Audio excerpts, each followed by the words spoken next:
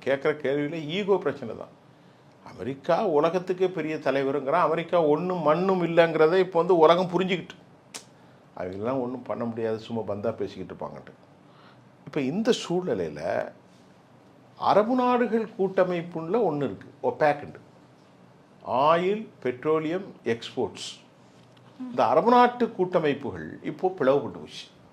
எப்படி பிளவுபட்டுருக்கு? ஒபேக்லேருந்து யுனைடெட் அரபு எமிரேட்ஸ், அமீரகம்னு சொல்கிறது, நீங்கள் சொன்னால் புரியும், துபை விலகி விட்டது.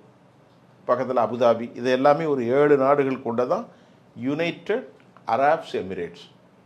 அரபு நாட்டு அந்த ஆயில் எக்ஸ்போர்ட் அந்த கூட்டமைப்பிலிருந்து துபை விலகிட்டாங்க.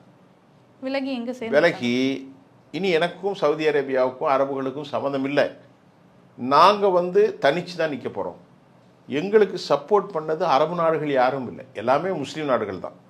சவுதி அரேபியா, குவைத்து, கத்தர், அப்புறமா பஹ்ரைன், ஓமன், எல்லா முஸ்லீம் நாடுகளும் இருக்குது பக்கத்தில். யாரும் எங்களுக்கு செய்யலை. எங்களுக்கு உதவி செஞ்சது இஸ்ரேல் மட்டும்தான். இஸ்ரேலுடைய ஏர் டிஃபென்ஸ் சிஸ்டத்தை வச்சு, அயன்டோம் வச்சு தான் நான் தப்பினேன். இனி உங்களுக்கு கூட ஒட்டும் வேணாம், உறவு வேணாம் என்று பிரிந்து விட்டார்கள்.